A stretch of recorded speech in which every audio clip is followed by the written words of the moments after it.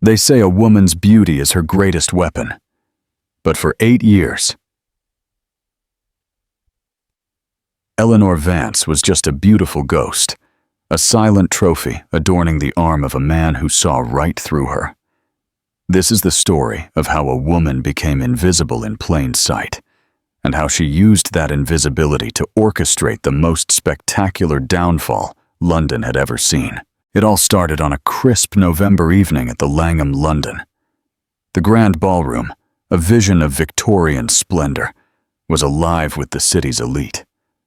Crystal chandeliers, their light refracting into 1,000 tiny rainbows, illuminated a sea of tailored tuxedos and designer gowns.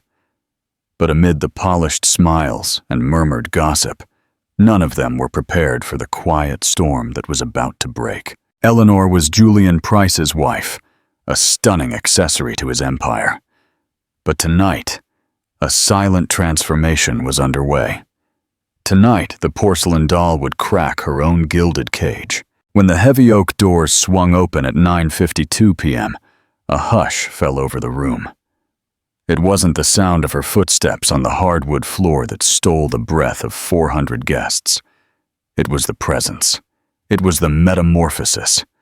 It was the silent revenge of a woman who had decided that she would never, ever be a phantom again. What happened over the next 20 minutes would not only change Eleanor's life, but would redefine the very concept of a woman's power for an entire generation watching, mesmerized, as a forgotten empress awakened.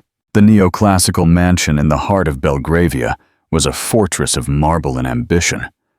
Ionic columns supported balconies overlooking manicured gardens, while contemporary art contrasted sharply with the imperial architecture. But to Eleanor Vance, this house was a gilded prison, a place where she had lost herself, piece by piece, over 8 years of marriage. Julian Price was the kind of man London's high society cultivated as a symbol of success. A real estate magnate, an art collector, a member of 3 exclusive clubs, and the owner of a smile that could open doors all over Europe. At 42, he had built an empire of concrete and steel that stretched from Canary Wharf to Chelsea. And by his side, always 2 steps behind, walked Eleanor. She had once been different, a history of art. Graduate from the Sorbonne, she spoke 4 languages fluently and dreamed of working at the V&A. She met Julian at a Monet exhibition at the National Gallery, where she was guiding a group of French tourists. He wooed her with the same ruthless determination he used to close business deals, and at 24, she mistook his possession for passion. The first years were a whirlwind of luxury and isolation. Julian dressed her like a mannequin, parading her at events where she served as a silent trophy. "My wife doesn't need to work," he would say to anyone who inquired about Eleanor's professional aspirations. "She has everything a woman could ever want." But Eleanor wanted to be seen. She wanted to be heard. She wished that when she arrived at a party, people would ask her opinion on the new contemporary wing of Tate Modern, not just compliment her flawless appearance. The routine settled into a monotonous symphony. Mornings at a salon on Bond Street, afternoons organizing charity events that Julian used for networking, and nights at Michelin-starred restaurants where she smiled while he discussed business with other men, completely ignoring her presence. True friends had gradually disappeared. Julian had an opinion about everything. Sarah talked too much about politics. Lucy was a bad influence because she had a divorce, and Harriet worked too much and didn't understand the privilege Eleanor had. Little by little, Eleanor found herself surrounded only by the wives of other businessmen, women who had made the same choices and now lived parallel lives of apparent perfection. The turning point began 3 years ago when Eleanor discovered the first betrayal. It wasn't by accident. Julian left his phone unlocked on the breakfast table, and a message from My Love appeared on the screen. It wasn't hers. Isabella Rossi, a 26-year-old Italian architect working on one of Julian's projects in Milan. The messages were explicit, romantic, filled with promises he had never made to Eleanor. "When are you going to get rid of her?" Isabella asked in one message that Eleanor read as her heart shattered. Confronted, Julian reacted with the coldness of a man closing a bad business deal. He didn't deny it, didn't apologize. He simply said that these things happen and that Eleanor should be more mature about the situation. After all, he was still married to her, wasn't he? She still had the house, the status, the financial security. What more could a woman want? Isabella was only the first. In the following years, Eleanor discovered Anastasia, the Russian consultant, and then Camille, the Parisian gallerist. Each discovery was a stab to the soul, but also a lesson about the man she had married. Julian wasn't just cheating on her. He considered her a possession, too stupid to notice or too cowardly to leave. The public humiliations became constant.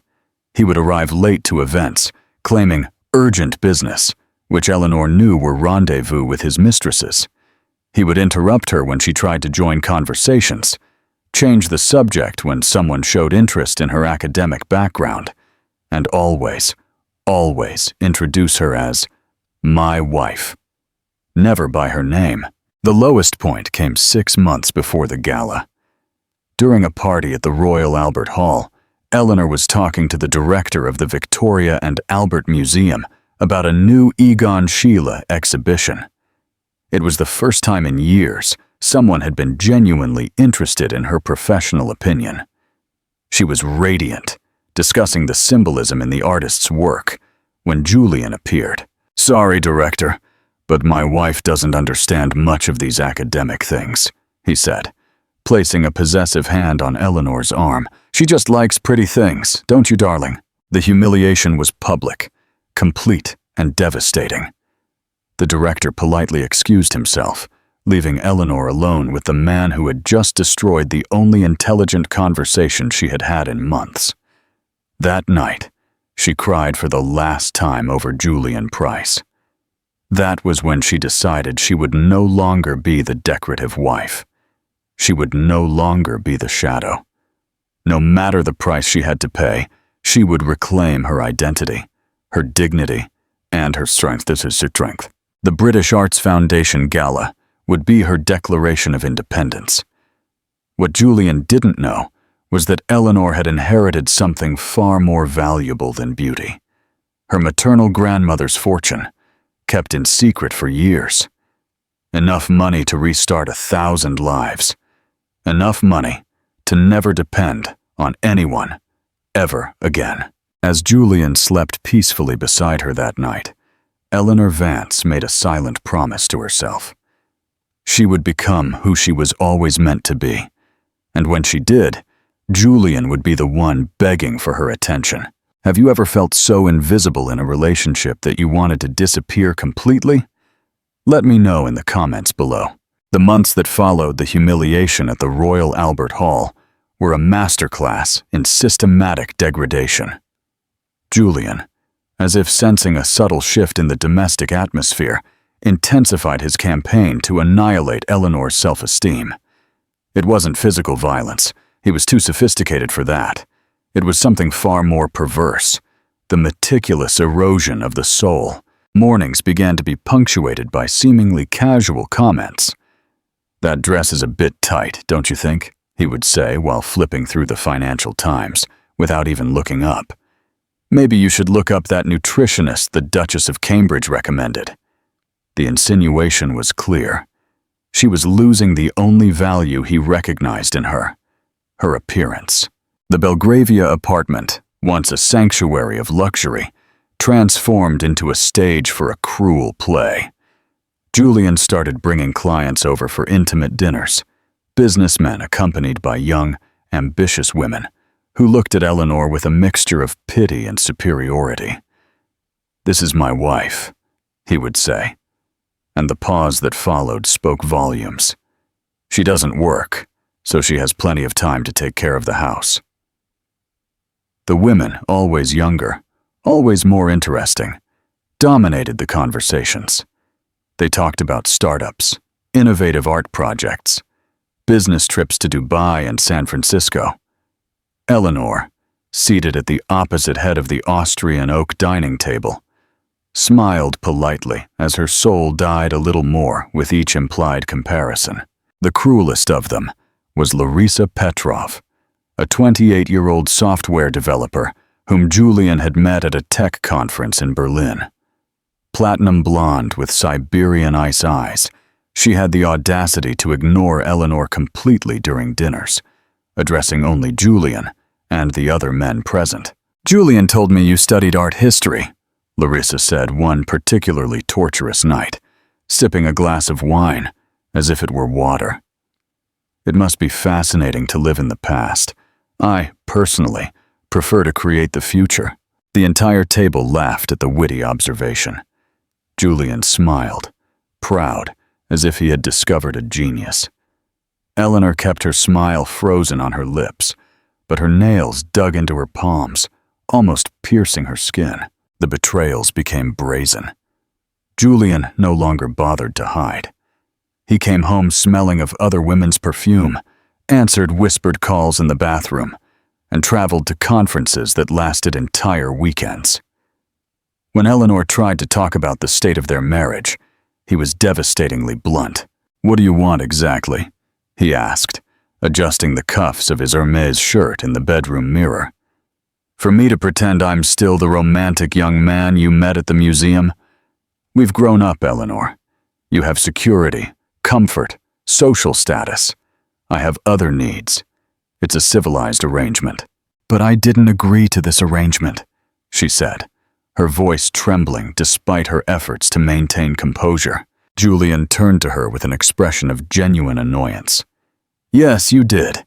The day you accepted to live in this house, use my credit card and present yourself as my wife.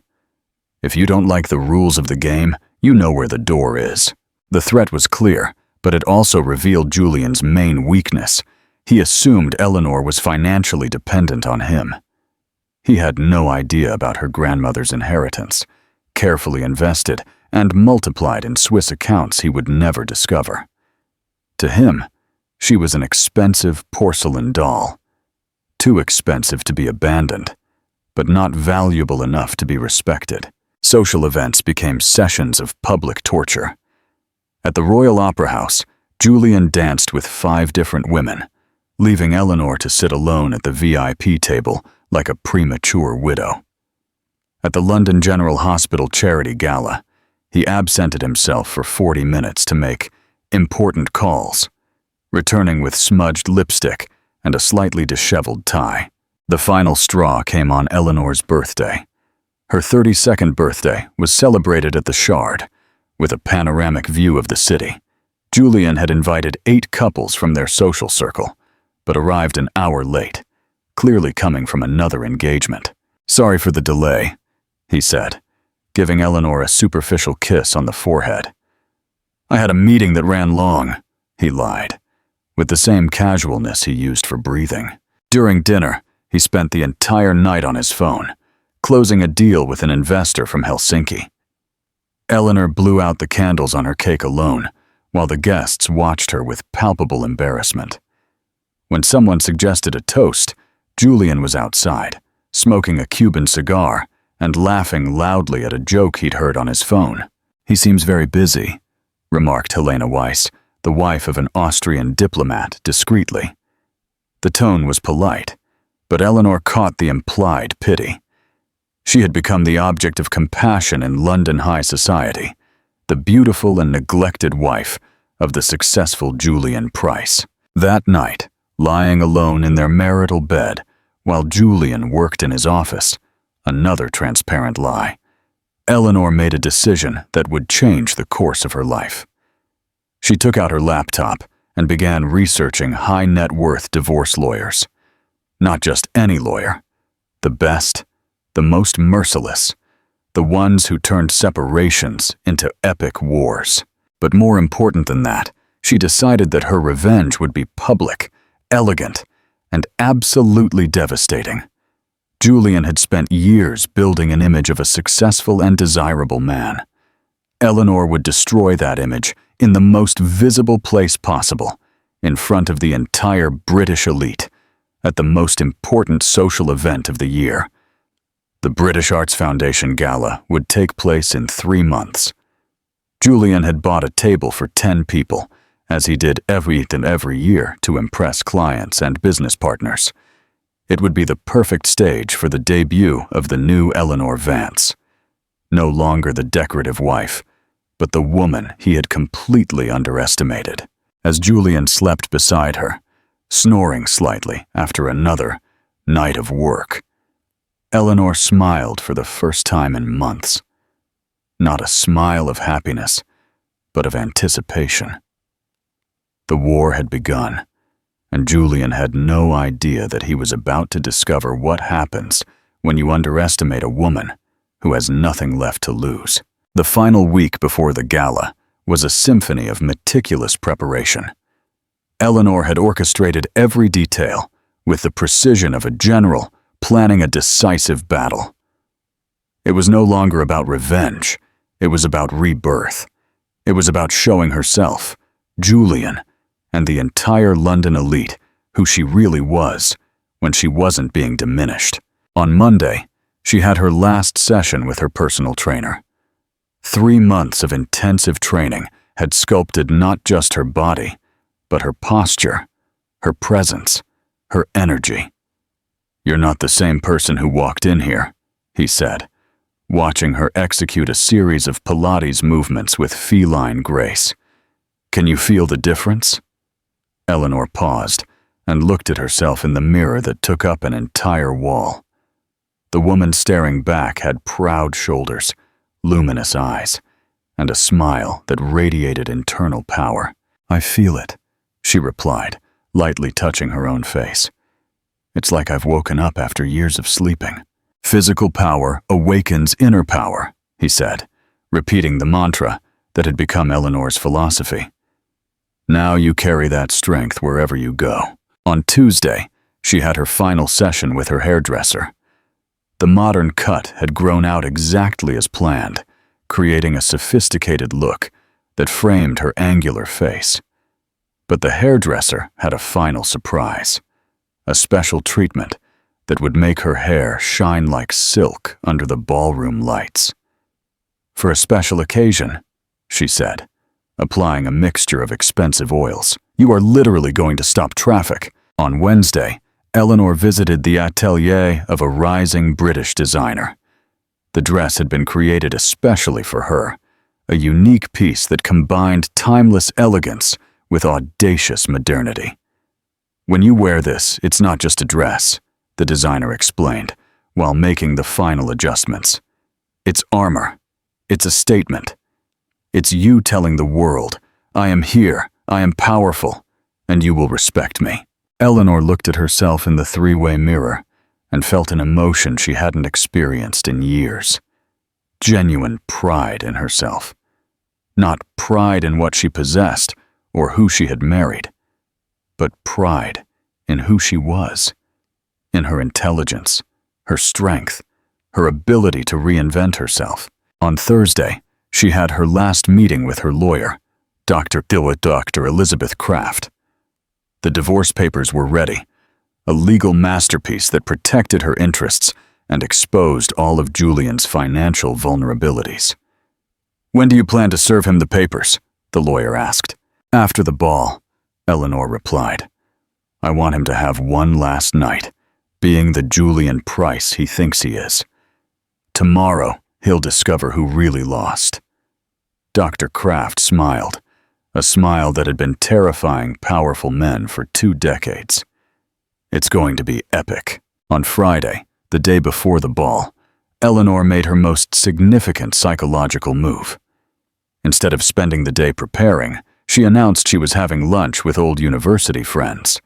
In reality, she met with Dr. Charles Brenner, the director of the V&A, who had offered her a position as assistant curator of contemporary art. "I am honored by the offer," Eleanor said, "and I accept." "Excellent!" Dr. Brenner exclaimed. "Can you start next Monday?" "I can," she replied, knowing that on Monday her life would be completely different. Meanwhile, Julian spent the day inexplicably nervous. Something in the house's atmosphere had changed. Eleanor was different, more distant, more mysterious, more powerful. During dinner, she barely spoke, only smiling politely as he talked about business. It was a smile he couldn't decipher, and it deeply unnerved him. "Are you excited for the ball?" he asked, trying to find some familiar insecurity in his wife. "Very," Eleanor replied. And there was something in the way she said it that made Julian feel inexplicably worried. That night, she retired to her room early, claiming she wanted to rest for the big day. Julian stayed in his office late, drinking scotch and trying to understand why he felt as if something important was about to slip from his control. What he didn't know was that Eleanor was in her room making her final preparations, not just for the ball, but for her new life. She had discreetly transferred her inheritance to accounts Julian would never discover, secured an elegant apartment in the city center, and even bought furniture and art that reflected her own taste, not her husband's imposed preferences. Most importantly, she had rediscovered who she was. Not Julian Price's wife, not the porcelain doll who decorated social events, not the silent shadow he had created. She was Eleanor Vance, an intellectual, strong, and independent woman, the master of her own destiny. When she finally lay down, she couldn't sleep from excitement. Not the excitement of revenge, but the excitement of someone about to be set free.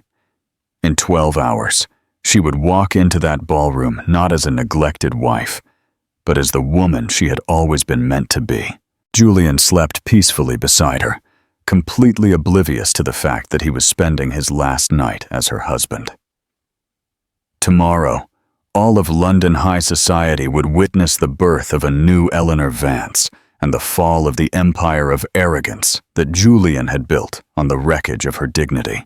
The Saturday dawned with a clear sky over London, as if the city itself was preparing for the spectacle to come.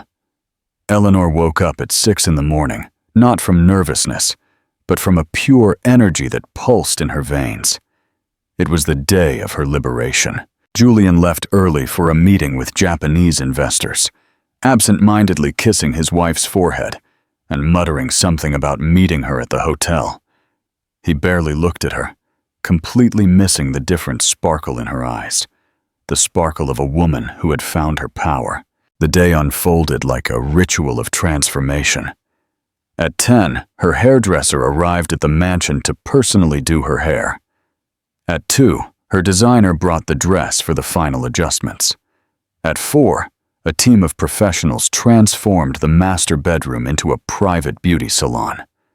But the most significant moment happened at 5 in the afternoon, when Eleanor stood alone in front of the full-length mirror. The woman staring back was unrecognizable from the timid wife Julian had shaped. She was majestic, radiant, magnetic. She was who she had always been, beneath years of systematic diminishment. She picked up her phone and typed a message to Dr. Elizabeth Kraft. "Execute the plan at 11 o'clock p.m. I'll be ready." The response came immediately. "It will be a pleasure." At 6:30, the driver arrived to take her to the Langham. Julian was already there, an hour early, greeting guests and networking, assuming she would arrive discreetly and join him as she always did. But when the Bentley stopped in front of the hotel's main entrance and the doorman opened the door, it wasn't the submissive wife of Julian Price who emerged from the vehicle. It was a force of nature. The Langham had never witnessed a moment like it. As Eleanor Vance stepped onto the red carpet leading to the ballroom, an absolute silence fell over the place. It wasn't just her transformed appearance that stole the breath of 400 people. It was her presence, her energy, her aura of newfound power. The dress flowed like liquid water with every movement. But it was Eleanor's posture that truly commanded attention. Proud shoulders, a raised chin, and eyes that shone with unshakable confidence. She wasn't just entering a party, she was taking her throne. Julian, who was talking with a group of investors near the bar, felt the change in the atmosphere before he even turned around. When he finally looked toward the entrance, his face paled. The woman walking toward the main hall was his wife, but she was also a complete stranger. Someone who radiated a magnetism he had never seen in her. "My God," whispered one of the Swiss investors. "Who is that extraordinary woman?" Julian swallowed hard, realizing that other men in the room had stopped their conversations to observe Eleanor. That's my wife," he said, but the phrase came out more like a question than a statement. Eleanor didn't go directly to Julian, as he expected. Instead, she stopped to greet Dr. Charles Brenner, who received her with a warm smile and genuine admiration. In a few minutes, she was surrounded by a circle of intellectuals, artists and curators, all clearly enchanted by her conversation. "Eleanor, you were absolutely brilliant at that lecture on Viennese symbolism last week," said Lady Beatrice Harrington, one of the most influential women in London's high society. "Your observations on the connection between Klimt and secessionist architecture were revolutionary." "Thank you, Lady Harrington," Eleanor replied with natural elegance. "It's fascinating how art reflects the social transformations of an era. I'm especially interested in how the women artists of that generation broke barriers, even when society tried to limit them." The conversation had layers of meaning that did not go unnoticed by those who knew Eleanor's personal history. She was talking about art, but also about her own journey of liberation. Julian watched from a distance, feeling increasingly uncomfortable. This was not the decorative wife he knew. This was a woman who commanded intellectual respect, who attracted attention on her own merit, who shone with her own inner light instead of just reflecting his. When he finally managed to approach, Eleanor received him with a polite but distant smile. "Julian, darling," she said, and there was a new coldness in that word that made him shiver. "I was just talking to Dr. Brenner about my new position at the museum." "New position?" Julian tried to disguise his surprise, but his astonishment was evident in his voice. "Yes," Dr. Brenner said enthusiastically. "Eleanor has agreed to be our assistant curator of contemporary art. She will start on Monday. She's one of the most brilliant minds of her generation in art history." Julian felt as if the ground had disappeared from under his feet. His wife had gotten a job, a prestigious job, without even mentioning it to him. "Eleanor, we need to talk about this." "No, we don't," she said with devastating tranquility. "This is a decision I made alone, as an adult, independent woman." The word independent echoed like thunder in Julian's ear. For the first time in 8 years of marriage, he felt completely losing control of the situation. The night proceeded as a continuous revelation. Eleanor danced with diplomats, conversed with industrialists, charmed journalists, always surrounded by people genuinely interested in her company. Julian tried several times to insert himself into the conversations, but discovered that he was the one being politely tolerated, while all the attention turned to his wife. The most symbolic moment of the night happened when the orchestra played a traditional waltz.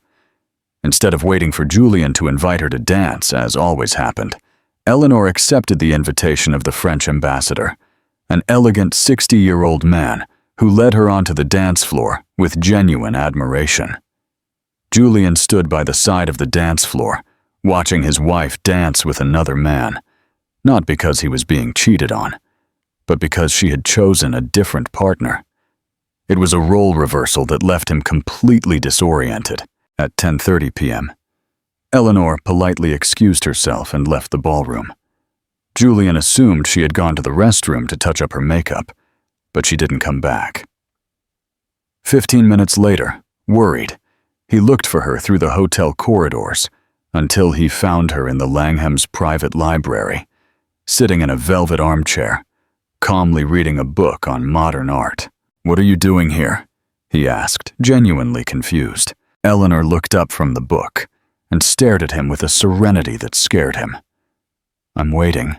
"Waiting for what?" At that moment, Dr. Elizabeth Kraft entered the library carrying a leather folder and accompanied by a process server. "Good evening, Mr. Price," the lawyer said with glacial professionalism. "I am Dr. Elizabeth Kraft, your wife's lawyer. I have some documents to serve you." Julian looked from Eleanor to the lawyer, beginning to understand that something much bigger was happening. "What documents?" "The divorce papers," Eleanor said, rising from the armchair with a regal elegance. "Our union has come to an end, Julian. Officially." Julian's world collapsed in that moment. "Eleanor, you can't be serious. Because of a fight? We can work this out." "It's not a fight," she said, approaching him with firm steps. "It's a decision. 8 years ago, I was an insecure young woman who mistook possession for love. Tonight, I am a woman who knows exactly who she is and what she deserves. But we have a life together. The house, the friends, the social status. You have all that," Eleanor corrected. "I had only a gilded prison. Now I have my freedom, my career, my dignity, and my strength. It's a trait I accept with pleasure." Julian tried to approach, but she raised her hand, keeping him at a distance. "Eleanor, I can change. I can be the husband you deserve." "No," she said with absolute finality. "You had 8 years to be that man. You chose to be another. Now, I'm choosing to be free." Dr. Kraft handed the documents to Julian. "Mr. Price, your wife is being extremely generous. She is not asking for spousal support. She doesn't want the house. She doesn't want to divide your businesses. She simply wants her freedom." Julian leafed through the papers with trembling hands, realizing that his life was unraveling before his eyes. "What if I don't sign?" "Then we'll have a very public legal battle," Dr. Kraft said with a dangerous smile. "I have some very interesting documentation about your extramarital affairs, your emotional neglect, and your methods of psychological control. The British press would love a story like that." Eleanor approached Julian one last time. "You completely underestimated me," she said, and there was no anger in her voice, only a factual statement. "You assumed I was weak, dependent, incapable of living without you. Tonight, you've discovered you were wrong about everything." "Eleanor, please." "Goodbye, Julian," she said, turning to leave the library. "I hope one day you learn to see women as complete human beings, not as decorative accessories." She left the library with the same elegance with which she had entered the ball, leaving Julian alone with the divorce papers and the devastating understanding that he had lost not just a wife, but a war he didn't even know he was fighting. Outside the hotel, Eleanor breathed the fresh London night air. It wasn't the air of victory. It was the air of freedom. For the first time in 8 years, she belonged only to herself. The driver opened the Bentley's door. "Where to, madam?" "To my new life," Eleanor replied, getting into the car that would take her to her own house, her own career, her own story. As the car pulled away from the Langham, Eleanor looked back one last time. Inside, Julian was discovering what it feels like to be invisible, to be dismissed, to be underestimated. It was a lesson she hoped he'd never forget. But for Eleanor Vance, the real story was just beginning. On Monday, she took her position at the museum. On Tuesday, she moved into her own apartment. On Wednesday, she began a new life as the woman she had always been meant to be, powerful, independent, and free, and never, ever looked back. The story of Eleanor Vance isn't just about the end of a marriage. It's about the rebirth of a woman. In a world that often tries to diminish our voices, limit our dreams, and define our worth through the eyes of others, her journey reminds us of a fundamental truth. Our real power comes from within. Eleanor spent 8 years being diminished for who she was. The decorative wife, the porcelain doll, the silent shadow. But deep down, she always knew she was so much more. An intellectual, a strong, capable woman of independent thought and action. What she needed was the courage to rediscover that truth and act on it. Her transformation didn't happen overnight. It was a process of months, of small daily decisions, of choosing herself over comfort, growth over security, dignity over convenience. Every training session, every class at the university, every meeting with her lawyer was a step away from who she had been forced to become and toward who she truly was. What makes Eleanor's victory so powerful is not that she destroyed Julian. It's that she rebuilt herself. She didn't waste energy on revenge. She invested it in her own rebirth. She didn't have to diminish him to elevate herself. She simply chose to shine with her own light. For all the women who feel invisible in their own relationships, who have been told they are too much or not enough, who have been made to feel that their value lies in being decorative rather than dynamic, Eleanor's story is a reminder. You are whole, powerful, and valuable exactly as you are. Your worth is not determined by the approval of others. Your intelligence does not need validation from those who prefer you quiet. Your dreams are not less important because someone else has dismissed them.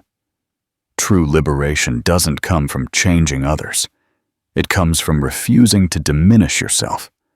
It comes from recognizing that you deserve not only love, but respect. Not only security, but fulfillment. Not only existence, but joy. Eleanor Vance walked into that ballroom not as a wife seeking approval, but as a woman reclaiming her place in the world. She walked out not as someone running away, but as someone running toward everything she was destined to be. That is the true victory. That is the real transformation. That is what happens when a woman decides that she will never, ever make herself smaller to make someone else feel comfortable. If this story resonated with you, please hit the like button and leave a comment with your thoughts. And don't forget to subscribe to the channel for more stories of women who discovered their power and never looked back. Because every woman deserves to know she is strong enough to rebuild her life, wise enough to recognize her worth, and brave enough to choose freedom over the familiar.